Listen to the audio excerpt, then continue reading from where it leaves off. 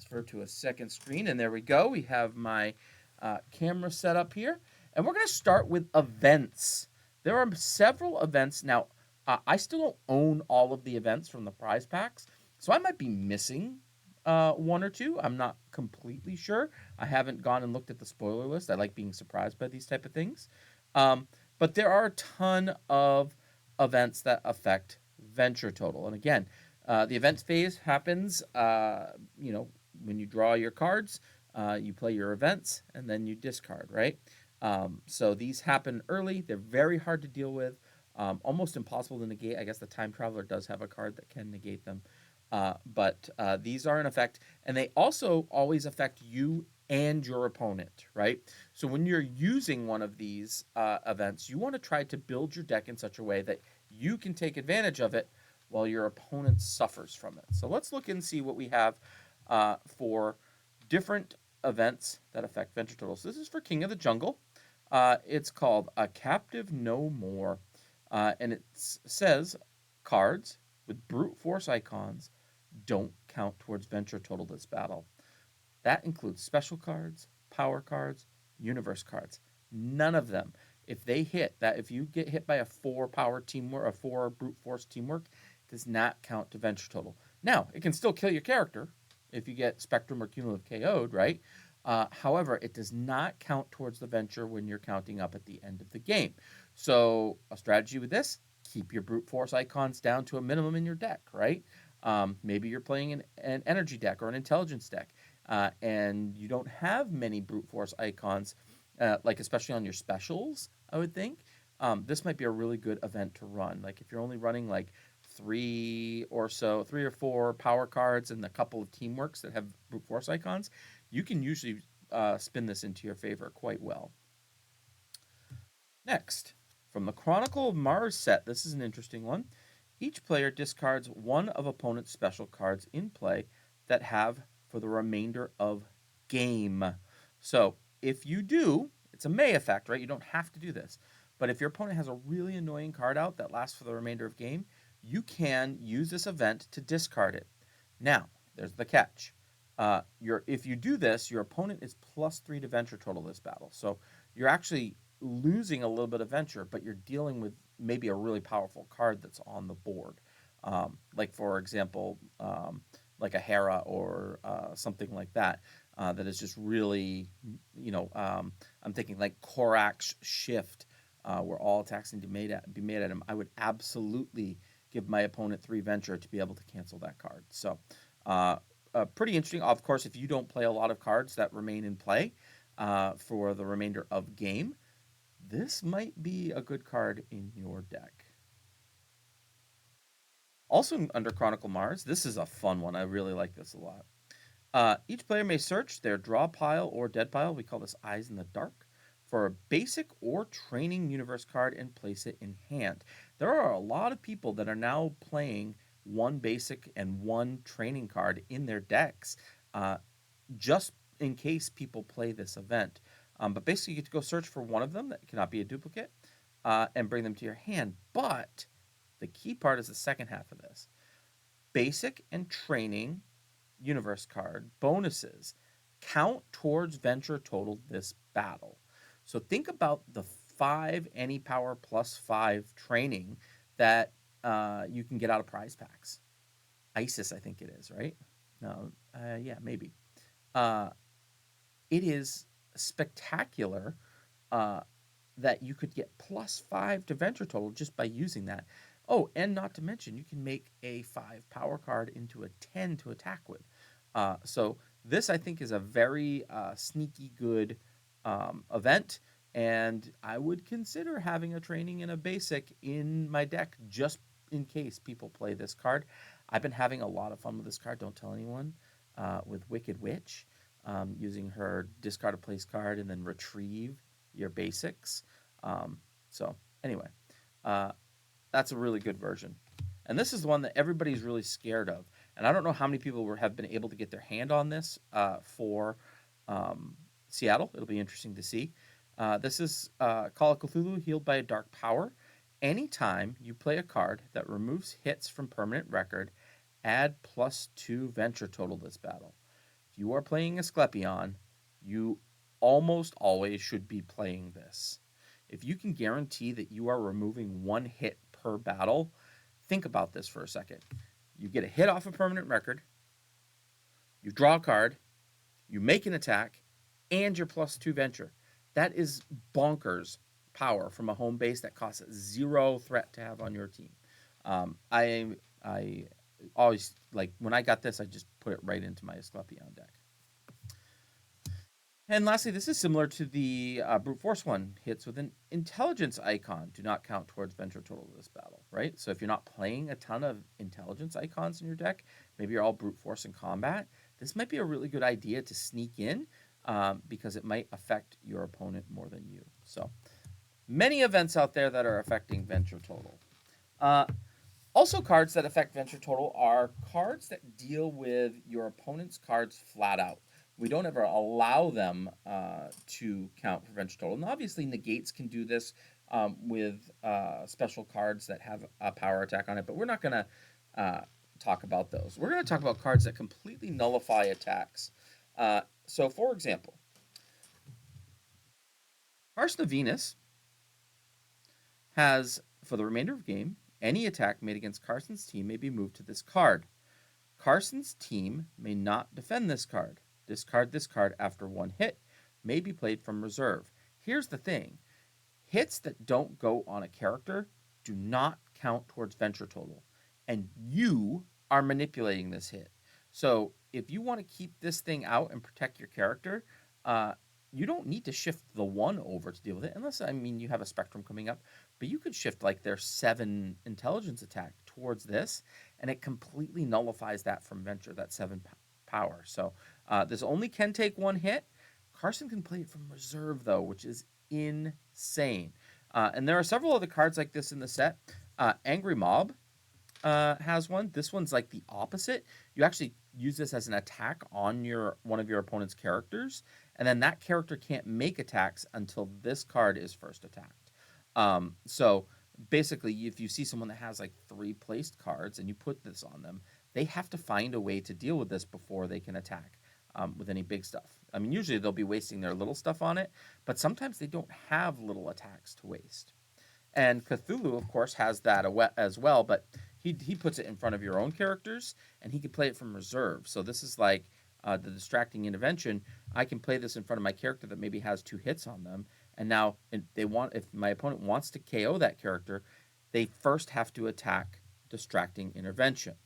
Okay, so again, the fact that it can play from reserve is awesome. The one catch with all of these cards that I'm showing you now is that none of them are like going to be directly giving you venture, but they could be taking venture away from your opponent. So you're taking a turn off to play these, but they soak up that venture from your opponent. And of course, Zeus's Hera, right? This is 10 damage needs to be dealt to this card before Zeus can be attacked. And so all 10 of that is not counted towards venture total, which is crazy. So yeah, this card is very, very good, absorbing a lot of hits that are not going to venture. So if you want to first manipulate how many points of venture an opponent is generating in a turn, consider cards that can just get rid of your opponent's attack altogether. Okay? There's another way to do this as well, and that's through your heals. If you have heals that can be played on hits from current battle, Dr. Watson, Raw, Time Traveler all have this, right? Hits from current battle. If you can take a hit from current battle off a character, you are removing that venture from the venture total of that battle. Okay, so you might a strategy might be to let this 8 multi-power attack hit, and then on your turn, go ahead and remove it, and that's basically taking that 8 venture away from your opponent. So there are 3 of these. There's a weird one that heals that I need you to be aware of, because I think some people are confused by the wording here, and that's John Carter's Immortality. Right? We know that John Carter, whenever he quote unquote dies, he gets resurrected. And the way they represented that in the Edgar Rice Burroughs set is remove all hits from John Carter's current battle and or permanent record. Right? We've talked about this before, how both of those are important, especially if you're playing Asclepion. All removed hits count towards venture total this battle. So if John Carter has like a 6 combat and a 3 energy on his permanent record, that 6 and that 3 gets taken off of his permanent record and now counts to venture total. Now, he is being healed completely. So you have to kind of wager, like, is it worth getting rid of 9 or giving my opponent 9 points of venture to have a totally fresh character? Okay, and you got to kind of judge that based on how many specials you've played for the character and how close they are to being killed. Okay, just be aware of that. Another way you can completely remove hits from your opponent's venture total is, weirdly, by KOing your own characters. And there are a couple of cards in the set that let you do that. The first one is Cthulhu. This is one of the specials that Cthulhu cannot play from reserve. All right, so just be aware of that. I know a lot of people have been putting Cthulhu in reserve for those teamwork chains and to protect them. But it says KO one of Cthulhu's teammates. All of teammates' hits from current battle are discarded and do not get added to venture total. So if you don't have a ton of defense and one of your characters takes 2 hits and then they pass the turn to you and you feel like you are not going to protect that character anymore, you can just KO that character if you want to let them die. And then all those hits are removed and don't count to venture total. So Cthulhu can KO one of his teammates, and then I wonder if any of you remember what the second one is. It's actually Joan of Arc. Joan of Arc can KO herself to do the exact same thing. All hits from her current battle are discarded and are not added to venture total. The cool part about this, then your teammate may draw a card. So she KOs herself using this card, removes all of that stuff, all those current battle hits from venture total, and an opponent gets to draw a card. So this card basically replaces itself, which is pretty awesome as well. So those are 2 ways that you can also kind of mess around with the venture, right? It's a little bit, I think it's a little bit more challenging way to play. You have to kind of plan out what hits your characters are taking in advance, like considering a couple of turns ahead to say, all right, well, did I place this? Did I not place this? I mean, even if you do place these 2 cards, it's kind of really hard to work around, right? An opponent really has to think, how am I going to force through the KO before they can KO the character, or you can KO the character yourself. So, let's talk about cards that like are plus or minus to venture. So, during or when a battle ends and you get to the end of battle phase, you tally up how many hits you've got on your opponent and how many hits they have on you, and then whoever wins gets to move their missions up, right, to the completed pile. Well, there are lots of cards in the game that either help your venture total or hinder your opponent's venture total, right? Everybody's favorite is Dr. Watson. Of course, it forces you to play Baker Street, but +2 to venture from Baker Street is pretty good. Plus, if you put Dr. Watson in reserve, he's protected back there. He's making sure that you get that +2 venture every single battle until your opponent can get through one of your frontline characters. Again, that's effectively a level 2 power card hitting every single turn. Headless Horseman has one of these. It's kind of cool, actually. It's Mark of the Headless, right? This is his whole gimmick, right? The Headless Horseman chooses a target and wants to work that target down until they are KO'd. Well, this says target characters -2 to attack and defend against Headless Horseman for the remainder of game. If Headless Horseman KOs target character, his team is +5 to venture total this battle. So if you can get Headless Horseman into a position to KO his target, that is +5 venture for the battle. Okay, so pretty cool. This is a remainder of game effect. It does, once it comes off the character, it goes into the astral plane. You see that little line there in the symbols down here. So we do have remainder of battle, offensive action, and then this line. This line is put in to denote that there are 2 separate stages for this card. So initially, this is an attack that goes on the character's permanent record that gives them -2 to attack and defend. If you then KO them, right, things would normally get discarded. Well, this doesn't get discarded. It actually gets moved to the astral plane so that you can remember that +5 venture is still there. Also, interestingly, it gives your opponents a chance to negate this and get rid of that +5 venture. But uh, it's still a cool way to get a little added bonus for KOing a character on your opponent's team. Similar to Watson, King Arthur has team is +1 to venture total this game, or each battle, I should say. A very good ability to have on a character that has lots of defense. He actually has a couple of different ways that he can manipulate venture. And don't sleep on this 6 intelligence. That's really been great in the games that I've been using him, is having his intelligence that high because he can launch an intelligence teamwork, which is awesome. +1 to venture. So imagine my team, which I'm playing right now, has both of these guys. So I'm +3 to venture every battle until usually King Arthur gets worked through. That's usually the first target. Korak. This is spectacular. Okay? Like father, like son. It forces you to, well, I mean, I guess it doesn't force you to play a specific mission set, but it does reward you for playing a specific mission set. So Korak is +6 to venture total this battle. So that's like a lot of the 1 per decks from the old game were +6 to venture total. However, if you're also playing the King of the Jungle mission set, Korak's team is +2 defense for the remainder of battle. +2 to defense for your entire team is fantastic, right? Now your 6s are blocking 8s. That's a big deal. And then this +6 to venture total is always hard to work through for an opponent.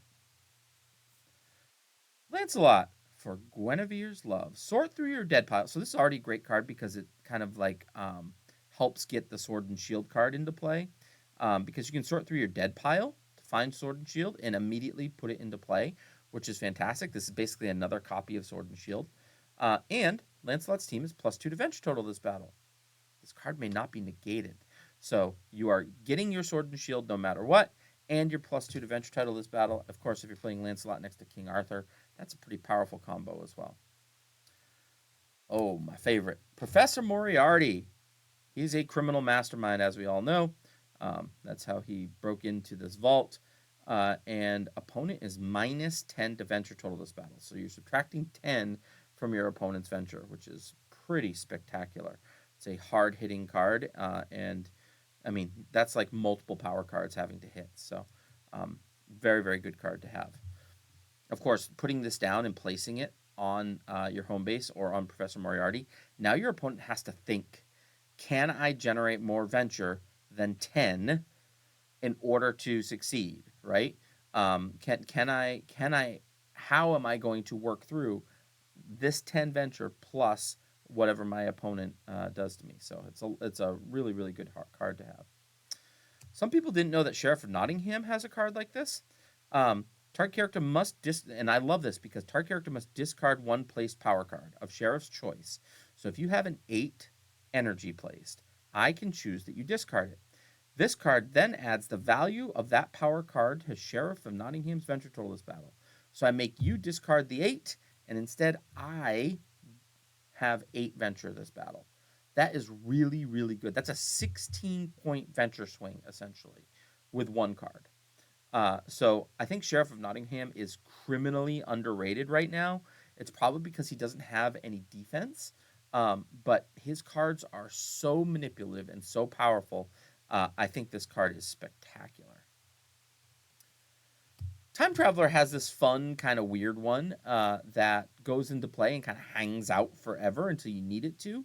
Unlike the Moriarty card, where you play right away and get the -10 to venture, you have to play. You can play this whenever you want on a downturn, if your opponent passes, things like that, and then you can discard the intelligence card to get +10 to venture total.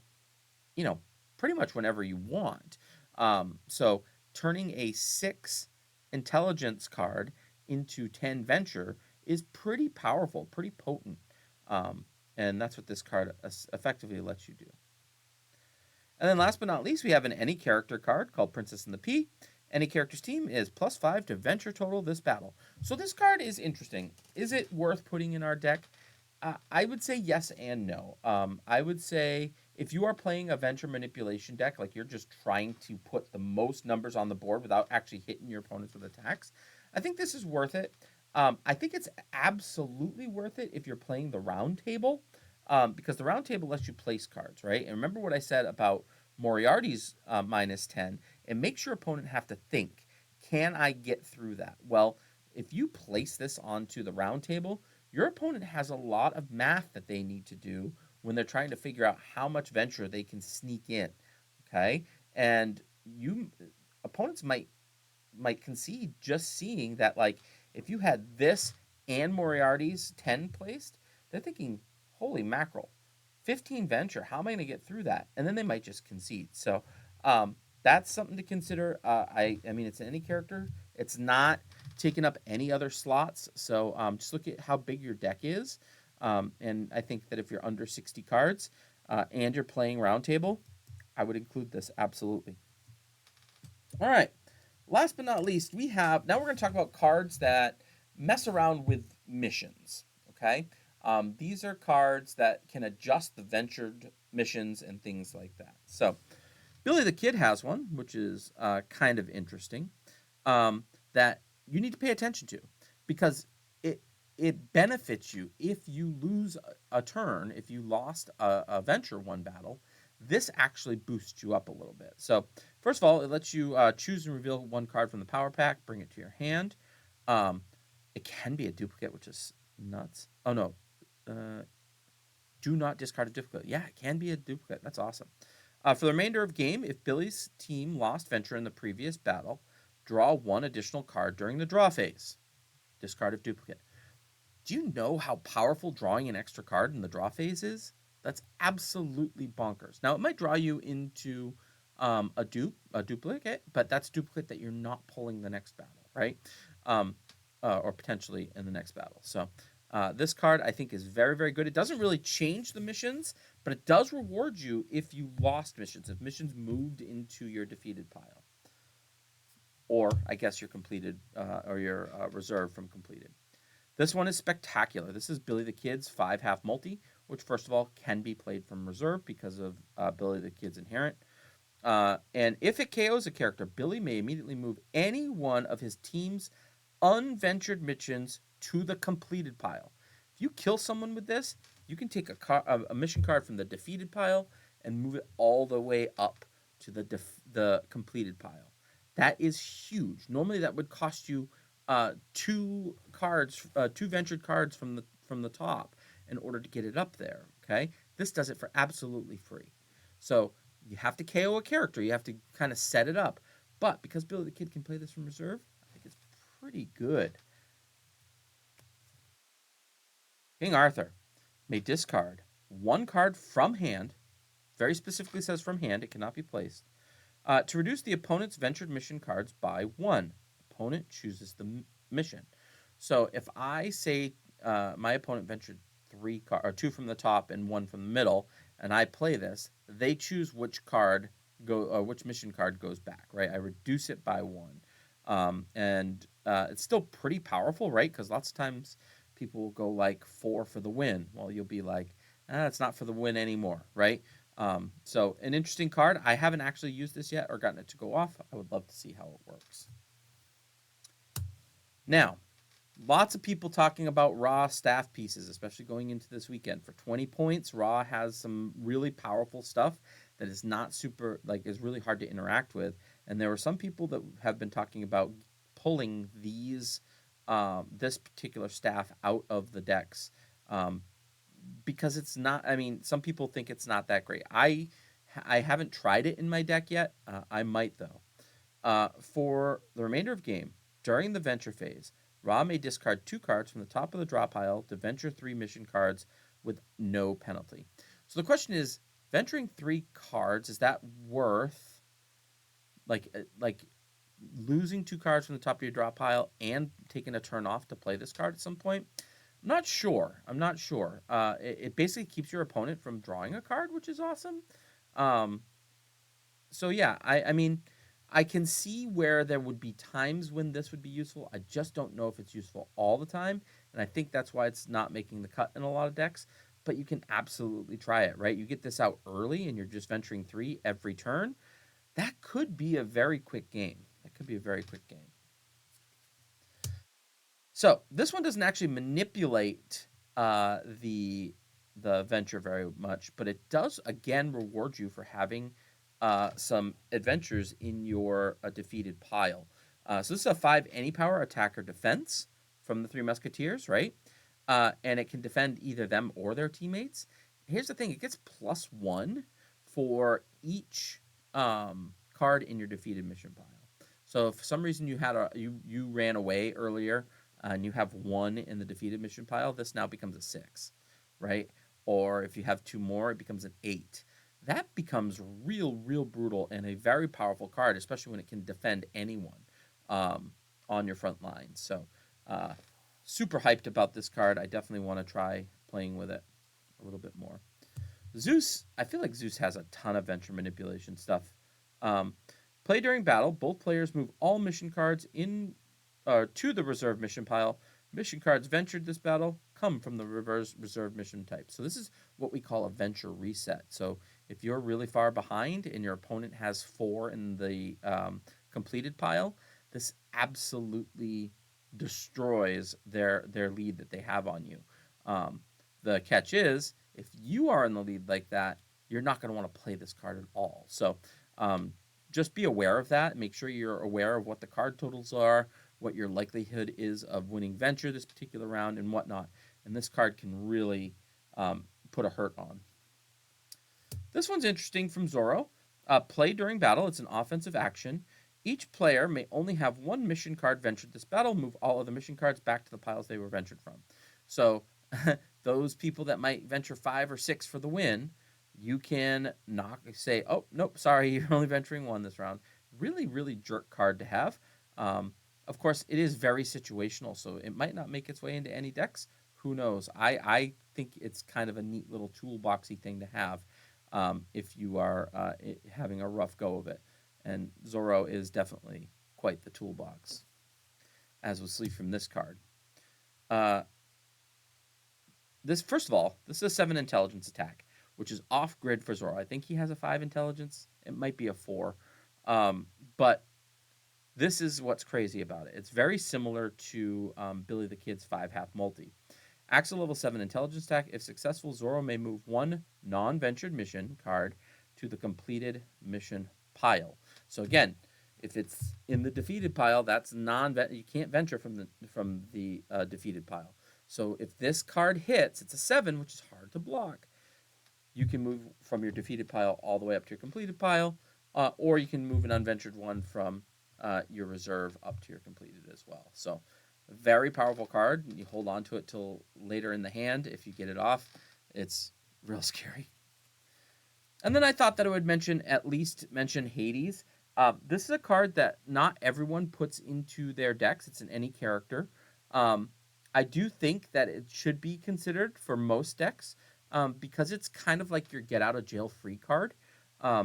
So basically, play on your turn to concede the battle. If you have bet no more than 2 mission cards, return all mission cards for all players to the piles they were ventured from. This card may be placed.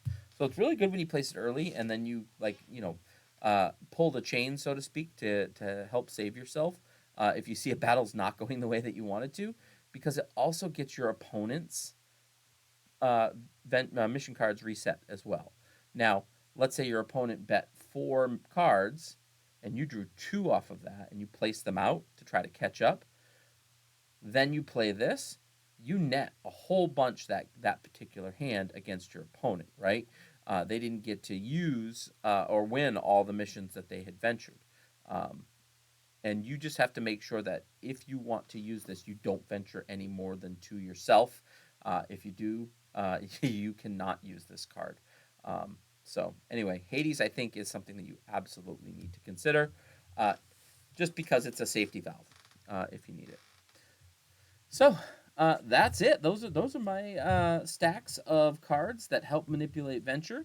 What are you using? What are you doing to manipulate venture? Have you tried any of the KO cards yet? What about any of the new missions that we're seeing come out of these prize packs that affect venture? Are you having any success with any of that? If so, let me know down in the comments below. And if you enjoyed this video, please give it a thumbs up. Go ahead and subscribe to my channel. I'll try to put up some more of these. Obviously, I have a few more ideas that I posted up on the surveys this week. And yeah, if you aren't on the Overpower Discord, look it out, look it up. And if you don't know the login, I'll just reach out to me directly, and I will give you an invite. Also, the Facebook group is another way to keep in contact with all of the Overpower players. It feels like there are very few that are on both platforms, but like if you are on both, you can contact just about anybody that's playing the game in any real way. And so, as a new player, don't be afraid to reach out, ask questions. Discord has a whole GOAT question channel where you can ask any of the players that have like won major tournaments different questions about what cards do and how to clarify the wording on some of the cards because sometimes the wording can be a little bit confusing. So, anyway, that's all I got for you. Good luck, everyone out in Seattle. I can't wait to see what rises to the top. And hopefully, in a couple weeks, we'll be able to see the video footage. And I hope that your travel all goes splendidly. Take care, everyone.